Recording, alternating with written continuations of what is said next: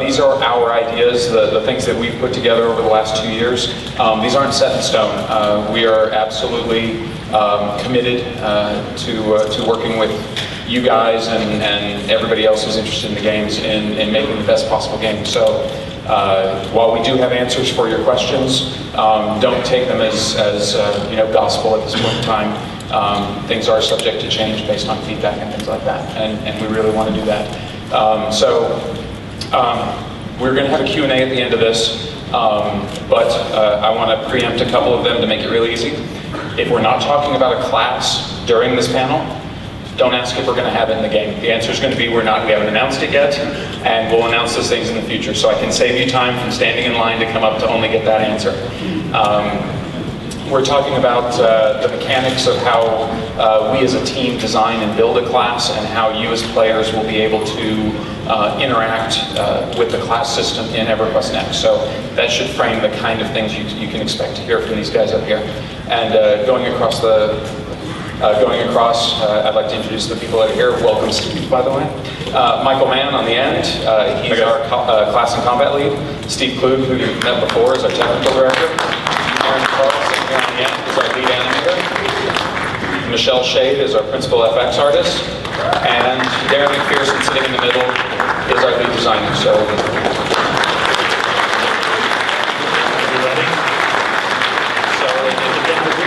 we give away a free Nagy hat in all of our panels, so Darren's got the question for you this time. All right, so what was Fiona Vi's original character class? What did she start as?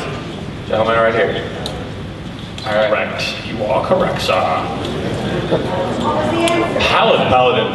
His answer was Paladin. Weird, but yes, it's true. All right, so let's get into it. Let's start. Is everyone excited? We thought that what we could do, and I want to make sure I'm talking into this. Yeah, how's that? Good? We wanted to make sure, and we thought that the best way for us to explain the class was to walk you through our process. First, I'm going to give you an overview on Michael Mann's suggestion, and then I'm going to go into some details. So the very first thing that we do is we sit down as a group. There's a group of class designers and other designers, and we really try to involve everybody on the team. And we talk about what sort of feelings we want the class to evoke. Do we want you to feel very powerful? Do we want you to feel stealthy? Do we want you to feel brutish or strong? When you think, and I'll say the word feeling a lot here, but that's really what we want. We want you to be emotional about your character class. And so that really guides a lot of the decisions that we've made. So the second thing that we do is we look at the iconic abilities that these types of classes, say the warrior, has had in the past. And then we integrate it into our new functionality. You know, we have been talking a lot about destructibility. Is anyone here excited about destructibility? So does destructibility completely change the game, or what? Yes. So when we sit down and we talk about these classes, we integrate them into all the new things that we're doing, and we come up with some really exciting things. And then we talk about iconic characters from media, from literature, things that people gravitate toward. These are iconic characters that people have loved for years, and they've loved them for very specific reasons because they do evoke these emotions. So let's walk through the process of what the warrior is. We decided that we wanted the warrior to be destructive and strong. And when you play a warrior, we want you to feel like a brute, like a bull in a china shop. You don't do things delicately as a warrior, okay? You don't hold fragile things. You don't serve at a dinner party, right? You are violent and you are destructive.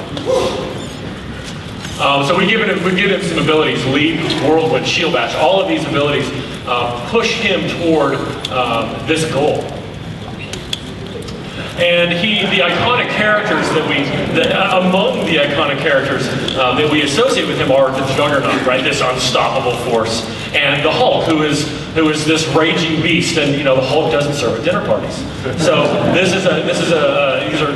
and we don't do this because we want them to have green skin, or we want them to have the Sidorak gem, or any of that stuff. We do this so that we get an idea, and then we can say, hey, when we talk to Aaron and Michelle, we think, okay, these are the iconic characters, and I'll show you what that means here.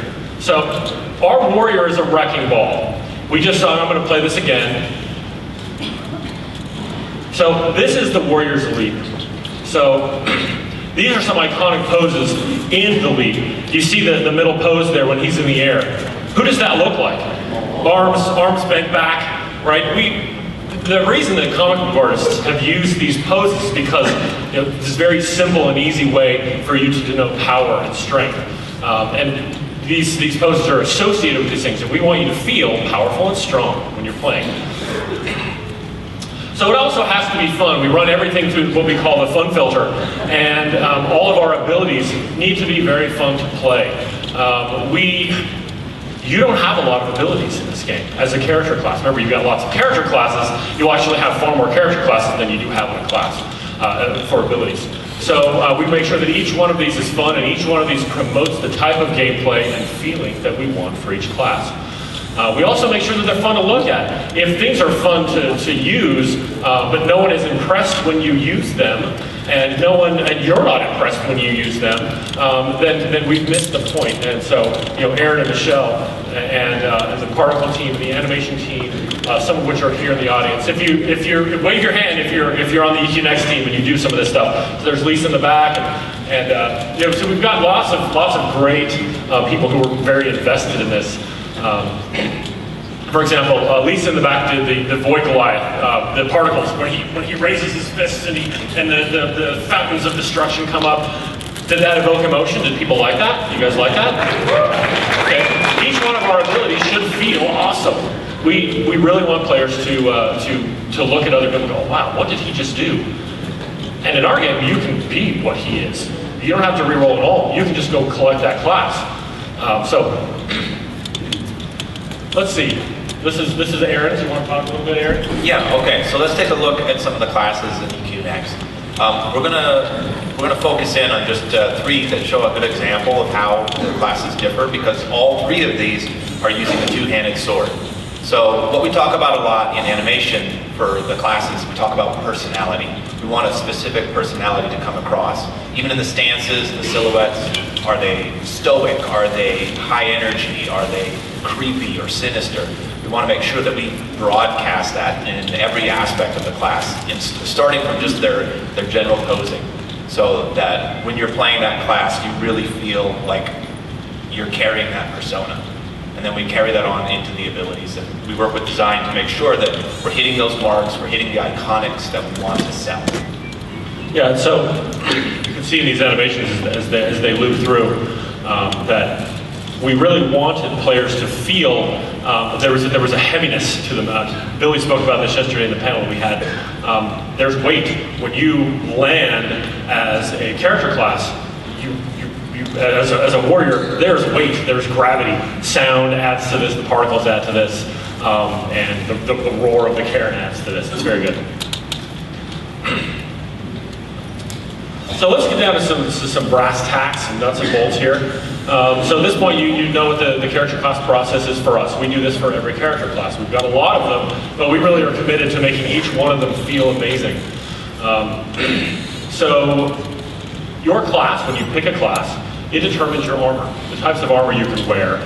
Each class has a single armor, a type, plate, or cloth, or leather. And the weapons that you can use. Each class comes with a pair of weapons that they can use. And weapon abilities are also determined, and the character abilities are also determined by your character class choice. The weapon abilities, weapons in our game are more than just models with statistics on them. they're meaningful to you. Not only do each, as I mentioned yesterday, not only do all of the items in the game, particularly the armor and the weapons, have mechanics around them, so you would have a choice between using, say, a Kinosian longsword versus a Dwarven longsword. There's mechanics in there, but your weapons determine the 4 unique abilities that your character class has when they wield them. And if you have a pair of character classes, so let's say we have the warrior and an additional class that we're not naming, that both use a sword and shield. The warrior, he has a leap attack as part of this these weapon abilities. This other class might have a hammer throw. So not all of each individual class has unique abilities based on these weapons. So they're more than just stats and damage. And we really wanted these abilities to magnify and to further the goals, which are that you should feel something. Your feeling should be evoked when you play these individual classes. One thing that I'd like to add, thanks everyone, I decided I want to become a kid. Jeff Butler, hello. One thing that's also very important, which you might have seen if you were looking very closely at Aaron's visualization of a two-handed sword wielding character. He had 3 different characters up there. Each one of them had the exact same two-handed sword in their hand. And they were 3 different character classes. They weren't carrying the sword the same way. They weren't animating in the same way. So when we talk about the variety of weapons that player characters are going to wield, clearly two-handed swords are probably going to be carried by more than one class. And you might ask yourself, if one class is standing there in full heavy plate carrying a two-handed sword, and so is another one, how do I tell the difference between them? If I, for instance, if I see an NPC, how do I know what abilities he's going to use on me if I can't tell what class he is? And the answer is, you will be able to tell what class he is because he will be standing in a different way. He will be in a different pose. He will animate differently. And Aaron's videos actually showed that pretty clearly. One guy might carry his two-handed sword behind him all the time. That might be his starting pose. The other guy might carry it like up over his head, swing downward with most of his primary attacks. It's all about visual silhouette and then that sense of recognition that you'll gain as a player from watching them move in the world that you become familiar with. Yeah, so we talked about this visual language as our terminology, and that is not only in the animations, the character classes, so that you've got a lot of classes. How do you know who's who? Well, you can tell. And there's a lot of player knowledge here. So experienced players will be able to tell the NPCs from each other. Will be able to tell the character classes from one another, so that's very important to us. So let's go over character abilities. Character abilities are. Well, they come in 4 different flavors, and these are non-weapon specific abilities. The very first one is movement. So a movement might be a teleport, or a leap, or a jump. Offense might be fireball. It might be magic missile. Defensive might be a shield wall or a spell reflect. And utility could be things like a desummon spell, or an invisibility spell, or the ability to have clones appear to distract enemies.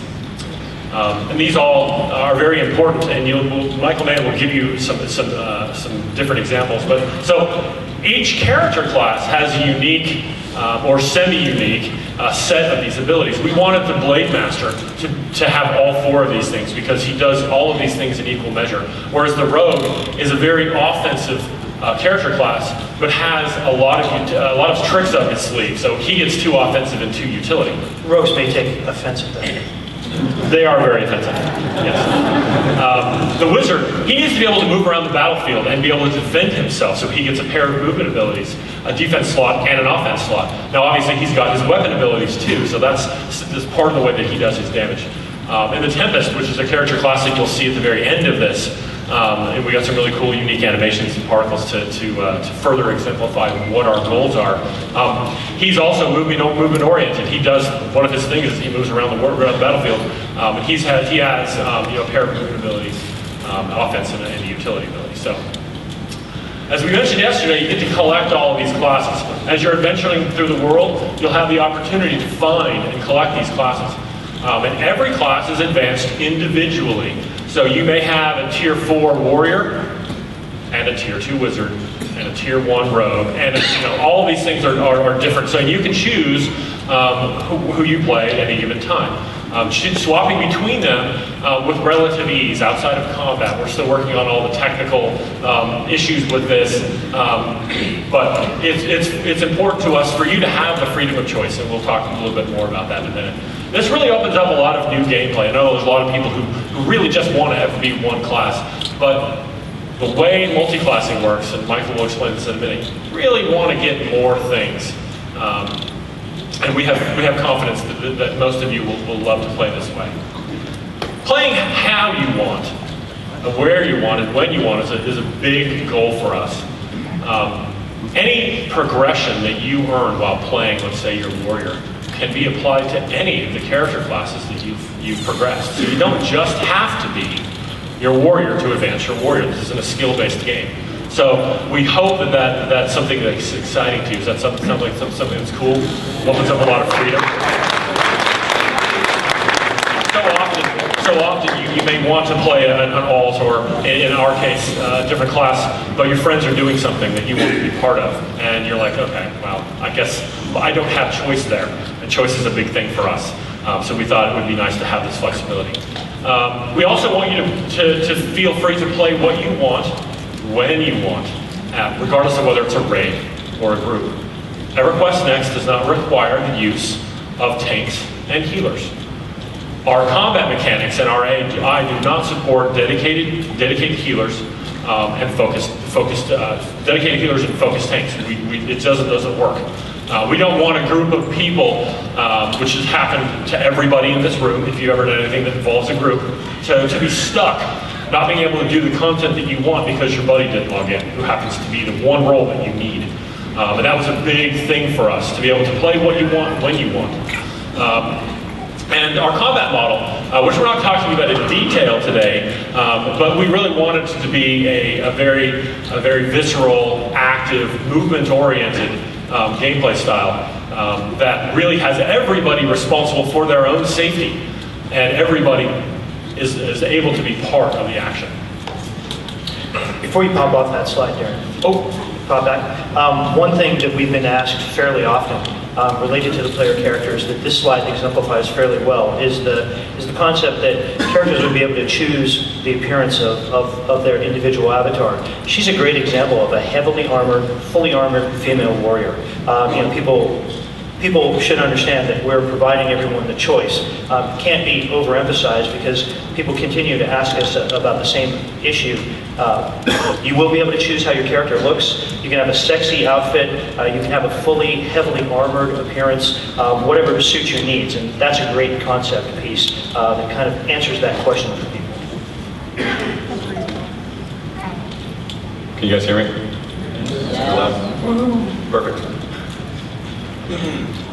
So in EverQuest Next, we want you to be able to build the character that you want. It's very important to us. It's something we talk about a lot, actually.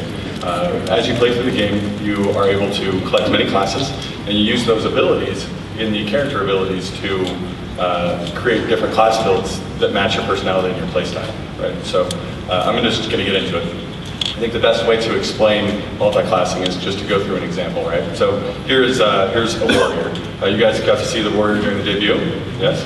Did you like how it looked like he played? Yeah. I was the warrior, by the way. I got to go through it. Thank you. Sure.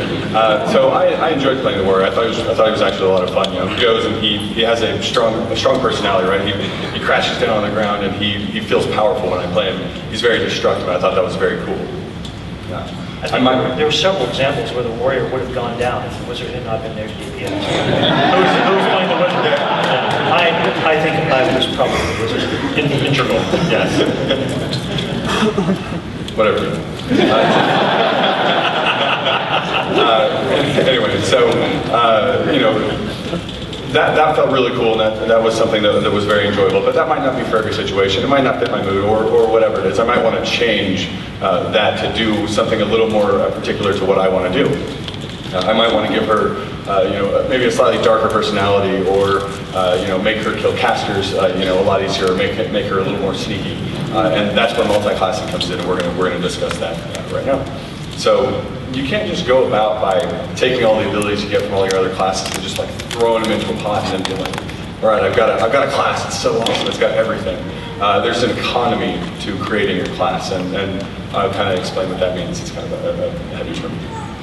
When you pick your class, it comes with a couple of things, as Darren mentioned earlier, right? It comes with the type of armor you wear, the type of weapon you wield, and also your weapon abilities.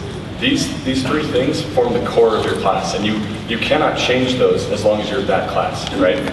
So as a warrior, for instance, I have heavy armor. I have, in the demo, we had a hammer and a shield, and then I have a number of weapon abilities. Forceful blow was his basic attack. It was the one where he smashes the ground, and you see the distortion and all that cool stuff. Those all come with your class. And then we have character abilities. Character abilities also come with your class, but that's where you can adjust things. So, I made this awesome slide. I had to show it. I highlighted those. I'm not an artist, so I was pretty proud of this. Amazing work. Yes. Give them around. Give them around. The rest of the text. We aim to please. So these are the areas that you cannot customize in your class. And we're going to talk about the character abilities. Right now, that's most of the area. There are other areas, but we'll fill you guys in on the basics first, and then in the future we'll bring out more information on customization. So the character abilities. I started with leap. You see me, I leap over things, and when I come down, I smash. And actually, in the demo, I left over way too many things. We had to redo that a couple times. He kept flying off. I apologize, yes. But anyway, that leap doesn't fit the theme of what we talked about, right? We want to make a dark character. We want to make it so it was a little sneakier, and me flying through the air like Hulk isn't very sneaky, right? And I also want to be able to kill casters a little bit easier. So we're gonna kick out leap, and I'm gonna look through all of the classes that I'm able to unlock. I check through and I try and find a teleport, and hopefully one that has a dark flavor to it. So I cruise over and I find a class that has that. Yes, sweet. I go and I unlock that class, and I advance it up to the point where I can get that ability. We're going to call this ability Path of Shadows. So I find a dude, I level him up, I unlock it, and I equip it. Now, instead of leap, I can use Path of Shadows. Path of Shadows is a shadow-flavored teleport ability. I equip that, and now I'm able to sneak up on casters and do things. But as I'm playing, I find out that what I really want to do is teleport in Whirlwind, but Whirlwind and Path of Shadows are too expensive to use together, right? Because Path of Shadows does some other things other than teleport. So that's a problem, but don't worry, it's a problem we actually fix with itemization. So we talked about how items aren't necessarily just items. We don't come to the game and it's not just an icon with a model and a group of stats. You actually use the items to adjust your abilities. So in this instance, the example is I get this awesome ring that looks kind of like the One Ring. It doesn't make me invisible. What it does do is it allows me to teleport. It makes all of my teleport abilities cost less energy, right? So what that allows me to do is I equip it. I can now Path of Shadows and Whirlwind, one right after another. So I go through and I create these combos. And this is just one small combo, actually. Our abilities are all categorized and stuff like this, and we have different effects on all the items that allow you to do this to your heart's content. Like, we really want to make these things important to your class builds. You can adjust and create many of these. So this is just one example. So now we're going to build this guy. We're going to finish out because you get the general idea, I think. You guys understand it? Yeah. Cool, awesome, all right. How cool is that? Is that cool?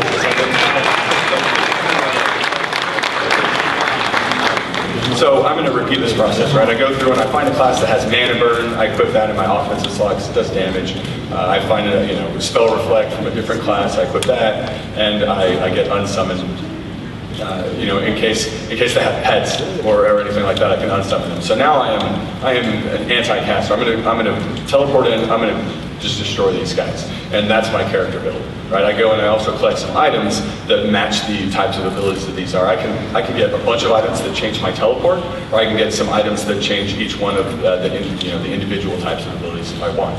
And so now you guys can start to see where the play from the different character ability loadouts come into play, right? So I have this, I have one of each type, but there are classes that have two offensive and whatnot. And so the way you build your classes will be different based on the base class that you have. And all that's left to do now is to save off your class build so that you're able to use it when you want. And so I call this one, I actually call it the Mage Main.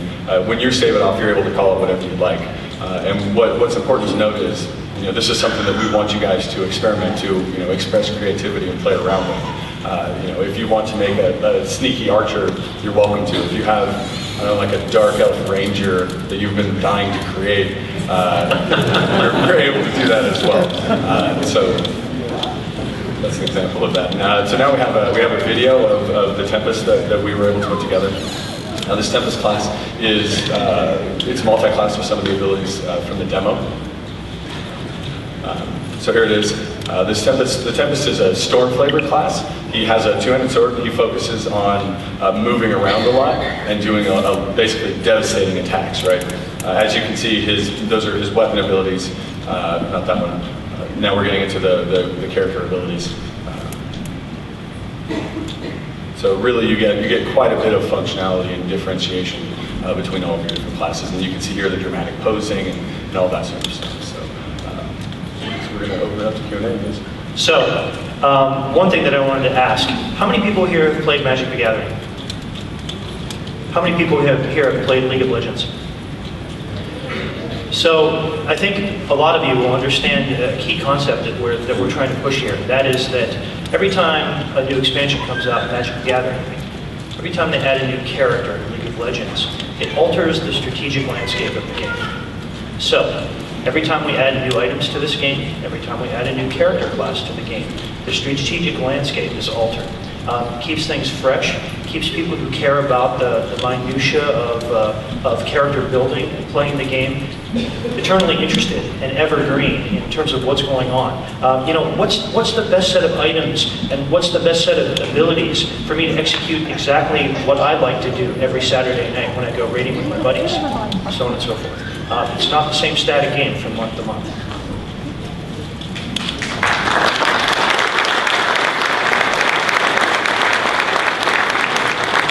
So I'm entirely certain no one has any questions, right? Nope. Oh, awesome. Okay. Thanks, guys. We're good now. Did it really Go good. ahead, form a line. Yes. So when we build a class, we build it as a full package. They have abilities that interact with each other and do all those sorts of things. And then also, it's a fairly elaborate system that allows you to do things one after another with your abilities, even ones that we don't necessarily supply right away. Part of the fun to play is making sure that your abilities work well together. So that's a great question. With all the dynamic action that's going on, the targeting is going to be locked on a specific target, or is it going to be whatever you're facing is what you're hitting? So the exact details of all the combat system stuff that we're going to reveal over time, but we have been saying that your weapons, for example, if you have a broadsword with a very long blade and you swing, it's going to hit everybody in that area. So a lot of these abilities don't require a target. You just swing. It's also going to hit everything. Right. So you want to blow up a wall, you can. If your weapon is good enough, you can do that with your swing, with your sword swing. So. One of our main goals is to kind of keep your face up out of your refresh bar and your buff area and all that sort of thing as well. Yeah, we can't say enough. We're not going to encourage you to play the game of watching your refreshing icons and what's next. Whack-a-mole was fun when I was 7. Not so much now.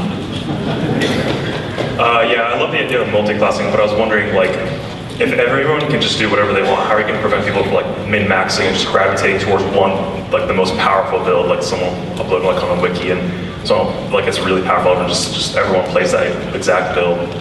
So there's actually a lot of mechanisms that we put into the system that I'm not going to say they're going to be perfect, but they narrow down the opportunity for total exploits. Some of the choice things in there that you have to make are not only for flavor but also for balance reasons, right? So I can't just get a class with 5, offensive character abilities and just go to town doing more DPS than everybody else. That's not really an option.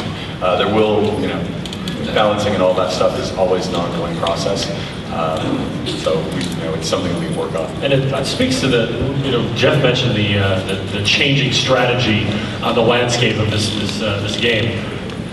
And one of the things that whenever we introduce items, we can introduce a single item that'll change the dynamic of the whole game. I'm a min-maxer. I want to be able to min-max. Exploiting and min-maxing are not the same thing. And we want to enable players who go out there who want to collect every item to augment a specific build that they have. That's great. That's gameplay we encourage. One of the things, by the way, I forgot to mention at the very beginning is in line, please, we haven't had a problem yet, but please limit it to one question. And if you have more than one, you can go back to the line and work your way back up to the front. Once again, thank you very much for all you guys do. Kind of in the same line as the last question, do you feel you'll have an issue balancing all these great environmental and movement type abilities with, end game rating? Because a lot of these things probably wouldn't work on, the iron golem that we saw rampage through the castle the other day. So, given the fact that so many new things are in EverQuest Next, I think it would be arrogant for us to assume that we will have anticipated every potential permutation of these things and have created a structure that would prevent any sort of imbalance. But one thing that I can tell you is we've got quite a bit of experience from the combined number of years of people that have worked on a team, both in creating games and maintaining live products. We'll be there with you, right? We play our games, literally everyone involved participates in the process. We play the game, and the balance will be an ongoing process. We'll do as good a job as humanly possible based on our experience. Jeff beat me to it. I was going to say no. Yeah. It's feeling it a few times. So I'm a long-term magician at EverQuest 1. I'm not going to ask if the game's going to have mages, but you did mention unsummon, so I'm going to assume there are going to be pet classes, pet skills, but with this kind of visceral, quick-paced combat, it doesn't really lend itself to having like a long-term pet. Are pets in this game going to just be something for one fight? Or? We've definitely spoken about how the AI system works. How vibrant and amazing the emergent AI system works. It's applied to pets as well. So they aren't dummy fire, jabobbers that we're familiar with. They won't get stuck on rocks. All of those things won't happen. The AI is smart. But is there room in the skill system for a permanent pet, or is this going to be one fight stuff? I suspect that we'll have all variations of pets. Okay, thanks. Yeah, I was curious. I saw up on the screen that y'all had 4 weapon abilities and then 4 character abilities. I'm wondering if that's going to be the limit or if y'all plan on adding more later on during the development process.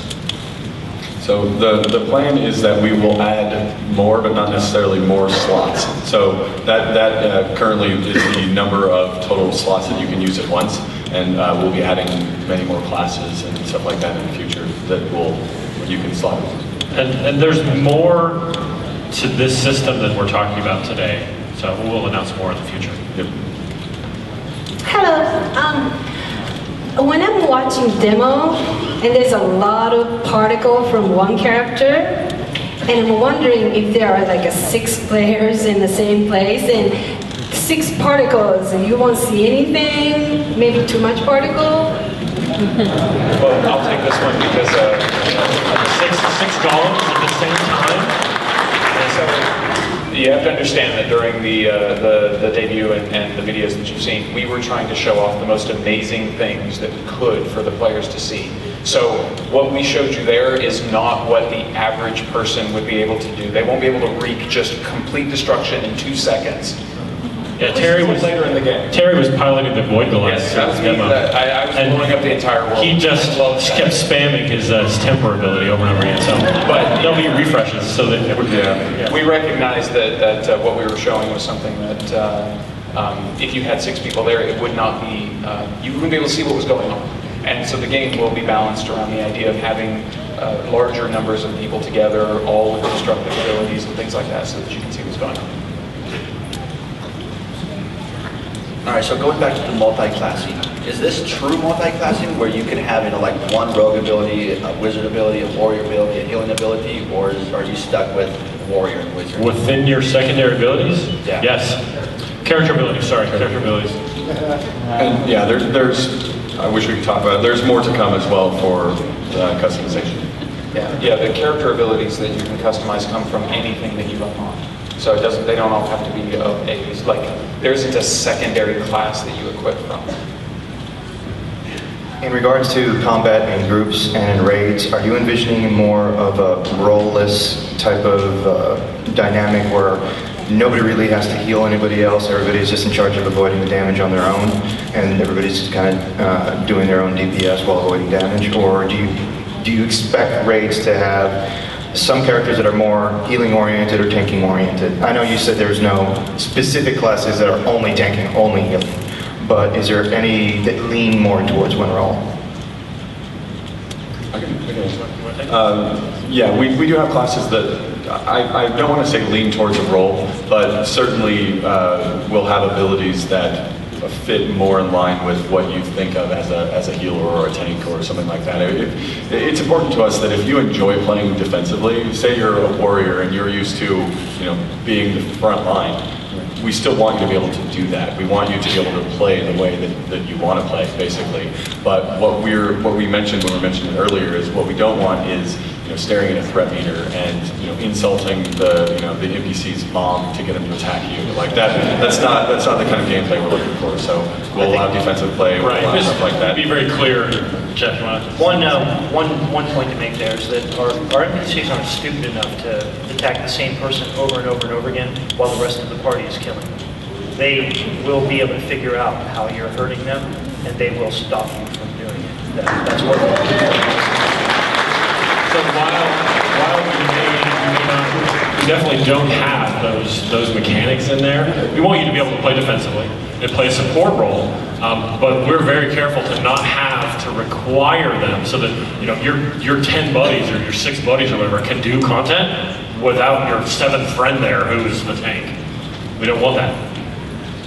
He actually kind of had my same question. I'm assuming you guys are kind of going towards like a Tarek thing where you don't really need an actual healer. So my other question would be, is there a limit to the classes one particular character can obtain, or is it just one person can get all the abilities of all the classes? There isn't currently a limit. There's no limit. We're planning on, yeah. We spoke about a few player-imposed limitations.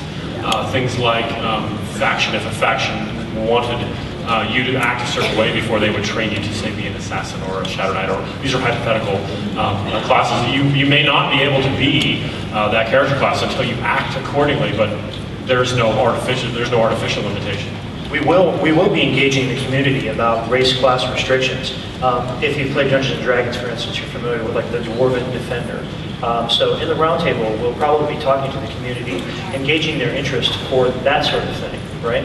But in general, you won't have a ceiling on the number of character classes that you can personally collect on a single avatar. I mean, that would kind of kill the strategic landscape of the game as it rolled forward. We hope for great longevity in this product. I don't know how many character classes we would ultimately end up with after 10 years, but it's going to be way more than we originally launched with. We wouldn't necessarily want to force you to create it all for every 30 collected character classes. That is. In some other games that have gotten rid of like the tank healer kind of roles, I've seen a collapse of teamwork and group strategy. What kind of things are you guys doing to counteract that possibility? We touched on it earlier. The AI really does a lot for us in this area. You will have to form strategies. These NPCs don't just do things on a trigger time basis. They actually will figure out what you're doing and then counteract them. And so you need to come up with different strategies and different things like that. You will have to work together in order to get these things done. We like that sort of gameplay, and it helps to build a community and all sorts of things, right?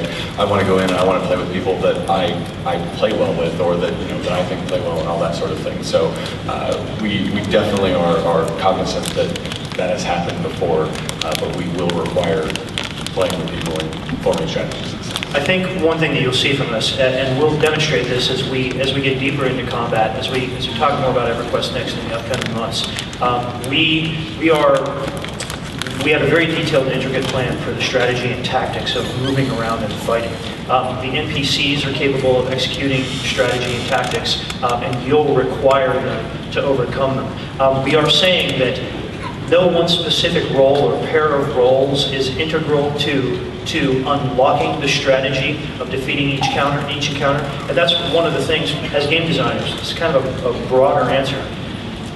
Going all the way back to the original MMOs and even some single-player games where there were multiple characters on the screen at one point in time, we've had this sense of simplistic tactics where one character absorbs the focus and damage of one or more attackers, and one other character keeps that character alive, while all the other characters get to effectively do whatever they wanted to and have fun. It's really that core thing that we are releasing. It's not to say that we are walking away from roles. It is certainly not to say that we are walking away from responsibility, both personal, strategic, and tactical responsibility. Effectively, we want every single person playing the game to have fun. I refuse to have my guild fall apart because Terry decides he does not want to play a particular massively multiplayer game anymore, and he was our primary healer. This is a responsibility that we created as game developers, and we are abandoning it. Right? We are not going to put our players through that. We've seen the damage that it's caused over the course of the last 15 years. We are moving beyond it with this design. Can I get an amen on that?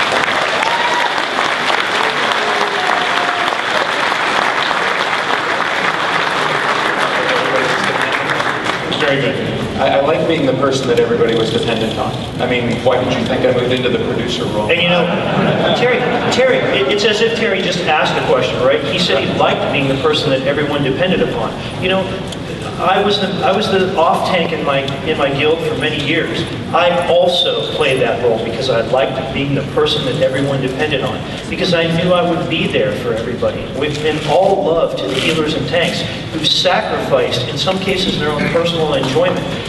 Why could you not play at all on Monday night? Well, because people wanted you to come tank. So you dumped what you wanted to do, and you went and did what other people wanted you to do for them.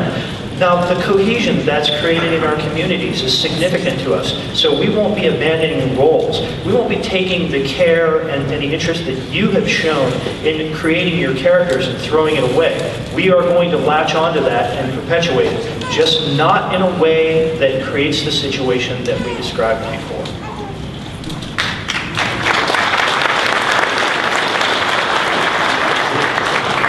So the goblin horde starts coming over the hill, and you have a bunch of mages blowing things up with fireballs, rangers doing arrow storms, that kind of stuff, right? Games typically, when you remove again the tank healer DPS archetype, have a very difficult time recognizing the contribution of more support or defensive-oriented characters. How do you see these support or defensive-oriented characters working in situations like that? And will the game recognize their contribution? If so, how? Yes. Thank you. They absolutely will. These guys have come up with great ideas on just how we can recognize and reward that sort of support and those roles in combat and non-combat situations.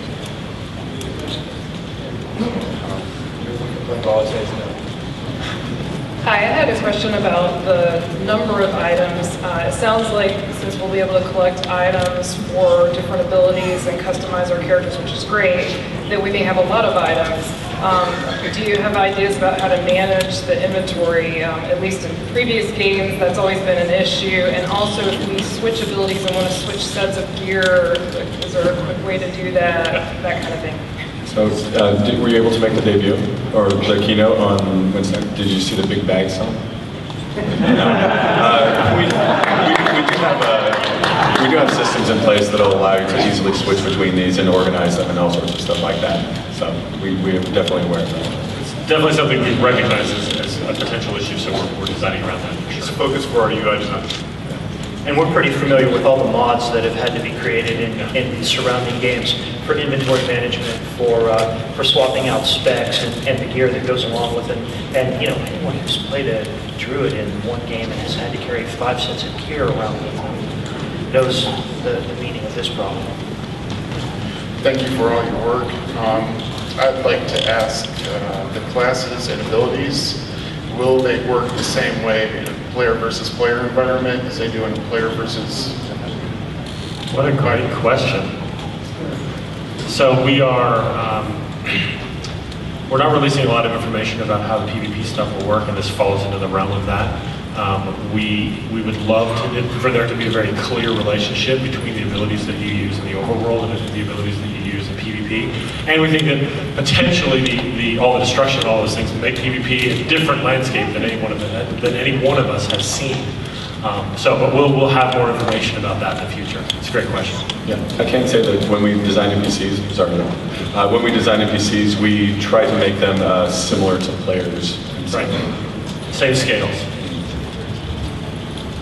So not having the trifecta has killed like Neverwinter and Guild Wars 2, as to where the tank players and the healer players can't get groups because they want the other DPS, they don't want the tank slots because they don't do anything other than like buff, or they can't keep aggro and anything. So what are you going to do about that? Because like I've been tanking forever, and not having the main tank role is kind of scary. So as we said in the presentation, everyone is involved in the action. When we make a defensively themed class, those people absolutely do damage. Those people are absolutely useful. As part of our pass is we make sure that those people can function and have a responsibility within the group or the raid.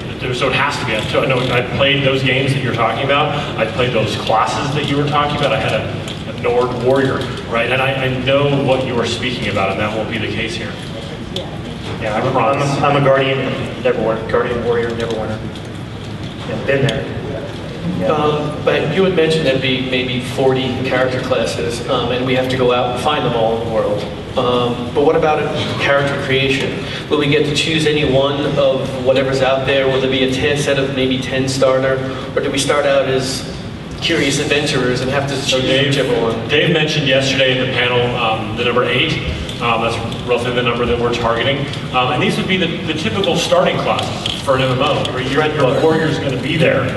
You can roll that guy, and then when you pick that guy, you pick the warrior, the other 7 need to be collected. So they're not excluded from your list. They just aren't the ones you started with. We didn't want the players to start as nothing, which felt weird.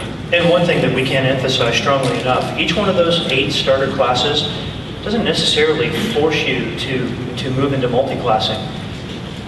That's so right. The intent for those character classes is their enjoyability and their viability in the game be a 10. If you ignore or don't understand or don't care about multi-classing because you were a rogue, you're going to be a rogue, you don't want to be anything but a rogue, you can play the game. The game's being made for you.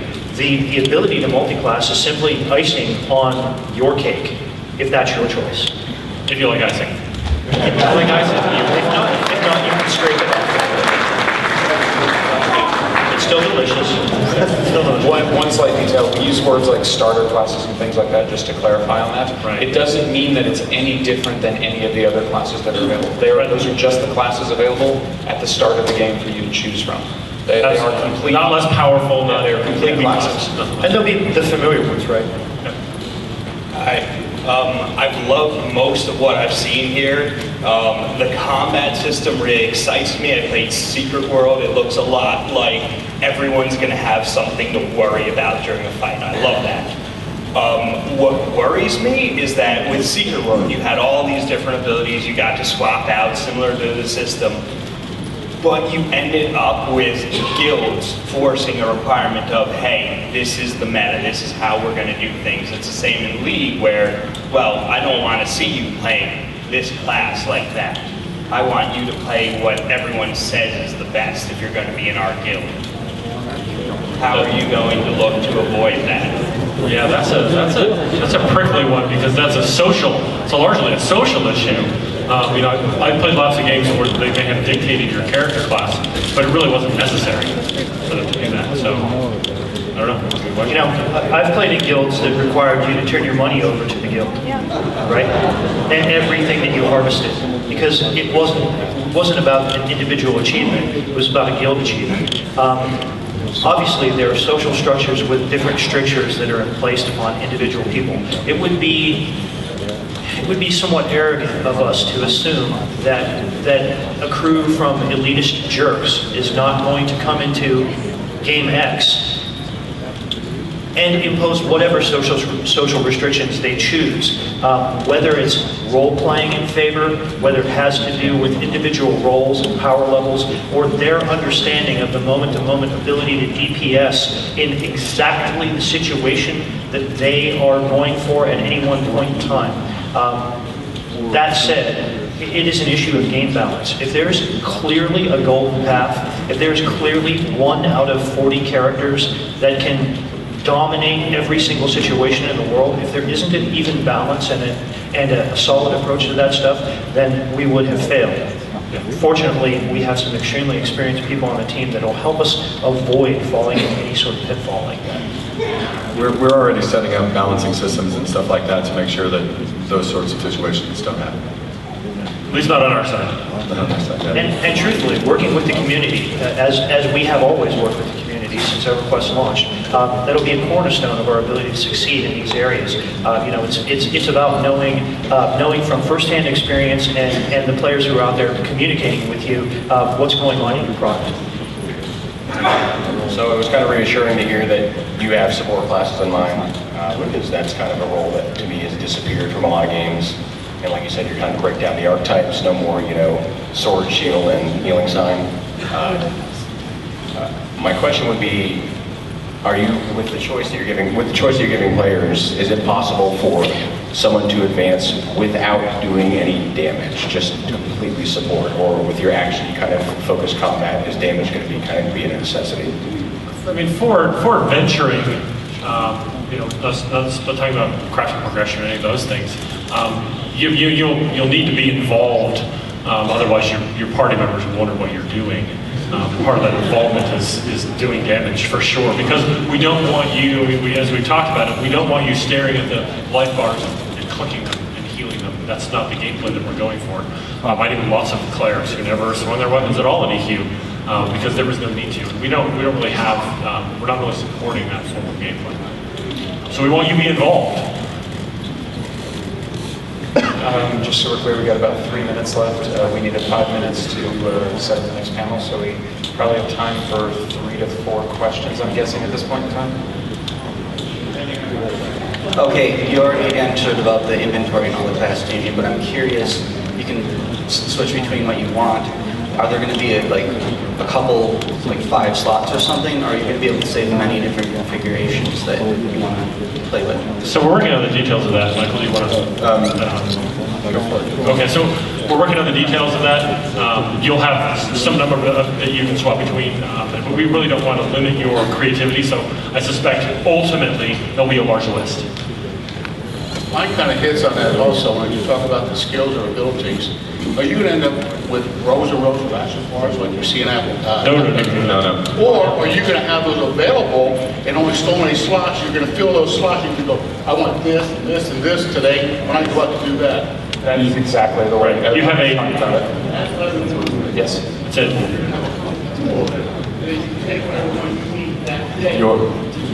Yes. And the four customers. Your class build is what you've determined that you're using at the moment. Hi guys, you mentioned that you have 4 weapon slots and then 4 character slots. My question is about dual wielding, and say you have 2 different weapons that you're using, and they have different weapons. Easy question, totally. It's a great question.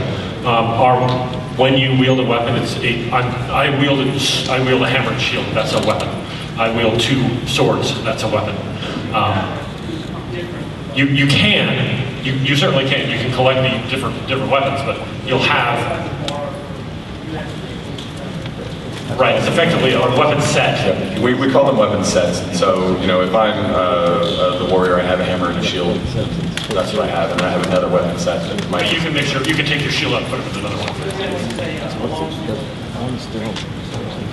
Sure, provided that works.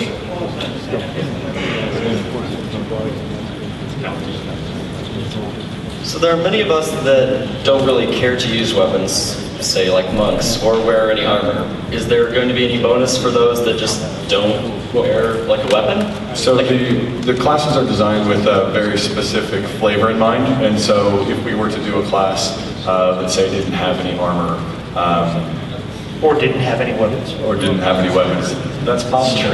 We can actually do quite a few things with the system that we have. So like if you were to take out your weapon as a warrior, would you then be unarmed? Is there a bonus for that? As a warrior, you must wear your things. Okay. All right, this is going to be the last question. Sorry, guys. Please know that we have a Q&A today from 4 to 5. That's an entire hour of questions. So please come back then, and we'll answer whatever questions we can. Okay, so you say you can collect the classes. How are you going to use the class? How are you going to have us collect the classes? Are you going to use it like how you earn languages, like Goblin and stuff like that? That's a good question.